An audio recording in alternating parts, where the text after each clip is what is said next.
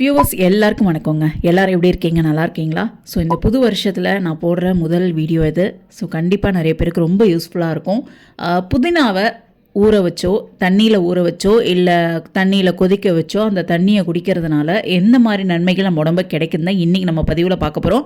Mostly புதினாவெல்லாம் வந்து நம்ம பிரியாணி பண்ணுறதுக்கு தான் மோஸ்ட்லி நம்ம யூஸ் பண்ணியிருப்போம். ஆனால் அது ஒரு மருந்து மாதிரி நம்ம வேறு எதுக்குமே யூஸ் பண்ணியிருக்க மாட்டோம். ஸோ இதில் வந்து நிறைய மருத்துவ நன்மைகள் அடங்கியிருக்குன்னு தான் சொல்லணும். ஸோ இதை கொதிக்க வச்சு வடிகட்டி குடிக்கலாம். ஸோ அப்படி குடிக்கிறதுனால நம்ம உடம்புக்கு நிறைய நன்மைகள் கிடைக்கிது. முக்கியமாக இந்த கோடை காலத்தில் நம்ம உடம்பை குளிர்ச்சியாக வச்சுக்கிறதுக்கும் சரி, நம்ம உடம்பு டீஹைட்ரேட் ஆகாமல் பார்த்துக்கிறதுக்கும் சரி, இந்த புதினா தண்ணி ரொம்பவே ஒரு உதவியாக இருக்குன்னு தான் சொல்லணும். ஸோ எனக்கு வந்து கோடை காலத்தில் ரொம்ப வேர்க்கும், எனக்கு வந்து ரொம்ப டீஹைட்ரேட் ஆகுன்றவங்களாம் தாராளமாக இந்த புதினாவை தண்ணியில் ஊற வச்சோ இல்லை கொதிக்க வச்சோ குடிச்சிட்டு வரலாம். உடம்பையும் நல்லா குளிர்ச்சி ஆக்கக்கூடியது. அதே மாதிரி வெயிட் லாஸில் உள்ளவங்க நீங்கள் முக்கால்வாசி பேரை பார்த்தீங்கன்னா இது வந்து ஒரு டீடாக்ஸ் வாட்டராக ப்ரிப்பேர் பண்ணி குடிப்பாங்க. இந்த புதினா, லெமன், குக்கும்பர்லாம் போட்டு அதை ஊற வச்சு அதை குடிச்சிட்டு வருவாங்க.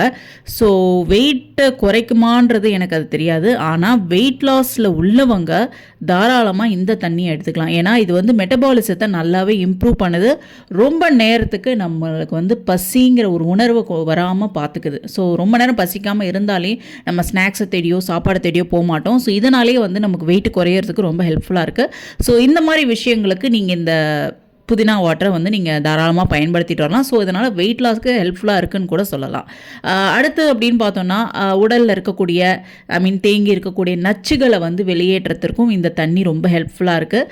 குடலில் வந்து நாட்பட்ட கழிவுகள் தேங்கி இருக்கலாம். ஸோ அதெல்லாம் வெளியே கொண்டு வர்றதுக்கும் சரி, நம்மளோட டைஜஷன் வந்து நல்லா இம்ப்ரூவ் ஆகிறதுக்கும் சரி, இந்த புதினா தண்ணி டெய்லியுமே குடிச்சிட்டு வரலாம்.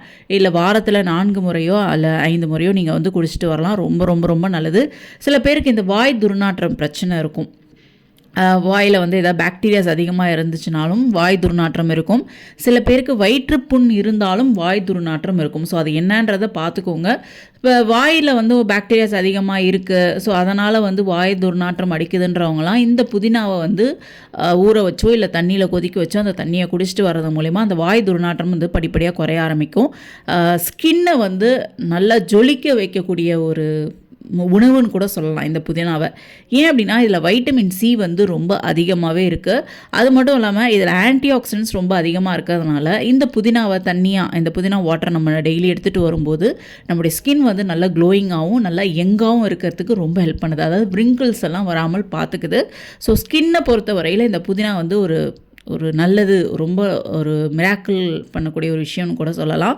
அதே மாதிரி இந்த இரிட்டபிள் பவுல் சிண்ட்ரோம்னு சொல்கிறாங்க பார்த்தீங்களா, சில பேருக்கு வந்து இந்த ப்ராப்ளம் இருந்துச்சுன்னா சாப்பிட்டோன்னே மலம் கழிக்கணும் அப்படின்ற ஒரு ஃபீலிங் இருக்கும், அந்த பழக்கம் கூட இருக்கலாம். ஸோ அந்த மாதிரி உள்ளவங்க இந்த தண்ணியை வந்து டெய்லி இல்லை வாரத்தில் 4 நாட்களோ இல்லை அந்த மாதிரியோ இல்லை டெய்லியோ கூட நீங்கள் தண்ணியில் கொதிக்க வச்சு நீங்கள் குடிச்சிட்டு வரலாம். ஸோ ரொம்ப ரொம்ப நல்லது. இது வந்து ஒரு நேச்சுரல் பெயின் ரிலீஃப் அப்படின்னு கூட சொல்லலாம். ஏன் அப்படின்னா இது வந்து இதுக்கு ஆன்டி இன்ஃப்ளமேட்டரி ஆக்ஷன் இருக்குது. ஸோ பெயினை வந்து நல்லாவே குறைக்கக்கூடியது. இன்ஃப்ளமேஷன் ஏதாவது இருந்துச்சுனாலும் நல்லா குறையும். அதாவது இந்த மூட்டு வலி இதெல்லாம் சொல்கிறாங்க பார்த்தீங்களா, மூட்டு வலி, பீரியட்ஸ் பெயின் உள்ளவங்களுக்குமே சரிதான். ஸோ அந்த சமயங்களில் இதை டீ போட்டு குடிச்சிட்டு வரலாம். இல்லை டெய்லியுமே இதை டீ போட்டு குடிக்கிறது மூலயமா அவங்களுக்கு பீரியட்ஸ் பெயின் வராமல் இருக்கிறதுக்கும் ரொம்ப ஹெல்ப்ஃபுல்லாக இருக்குது. ஸோ புதினாக்கு நிறைய மருத்துவ நன்மைகள், மருத்துவ குணங்கள் இருக்குன்னு தான் சொல்லணும். ஸோ முடிஞ்ச வரைக்கும் வாரத்தில் ஒரு 4 முறையோ 3 முறையோ இல்லை டெய்லியும் கூட நீங்கள் இந்த தண்ணியை வந்து ஒரு டம்ளர், சின்ன டம்ளரில் 1 டம்ளர் நீங்கள் குடிச்சிட்டு வரலாம். அதிகமாக குடிக்கணும்னு அவசியம் கிடையாது. ஆனால் இந்த கேர்ட் அப்படின்ற ப்ராப்ளம் வந்து நிறைய பேருக்கு இருக்கும். அதாவது எதிர்கழிப்பு, அது அசிடிட்டி முற்றிய நிலைன்னு கூட சொல்லலாம். ஸோ அந்த மாதிரி ப்ராப்ளம் உள்ளவங்களுக்குலாம் வந்து சம்டைம்ஸ் புதினா சாப்பிட்றது வந்து அந்த பிரச்சனையை அதிகப்படுத்தலாம். ஸோ அதனால் அந்த கேர்ட் ப்ராப்ளம் உள்ளவங்க புதினாவை கொஞ்சம் அவாய்ட் பண்ணிக்கோங்க. மற்றபடி யாராக இருந்தாலும் தாராளமாக இந்த புதினாவை தண்ணியில் நல்லா ஊற வச்சு அதை நல்லா கொதிக்க வச்சு வடிகட்டி குடிச்சிட்டு வரலாம். டேஸ்ட்டுக்கு வேணும்னா தேன் கலந்துக்கோங்க, இல்லை பனங்கற்கண்டு இந்த மாதிரி கூட நீங்கள் கலந்துக்கலாம். ஸோ ரொம்ப ரொம்ப ரொம்ப நல்லது. ட்ரை பண்ணி பாருங்கள். ஸோ சின்ன விஷயம் தான், ஒரு சின்ன இலை தான் அது. நம்ம பிரியாணிக்காக போடுறோம், ஒரு சின்ன இலைன்னு தான் நினைப்போம். ஆனால் அதுக்கு நிறைய மருத்துவ குணங்கள் இருக்குது. ஸோ பயன்படுத்தி பாருங்கள், உங்களுக்கே ஒரு நல்ல ரிசல்ட் தெரியும்.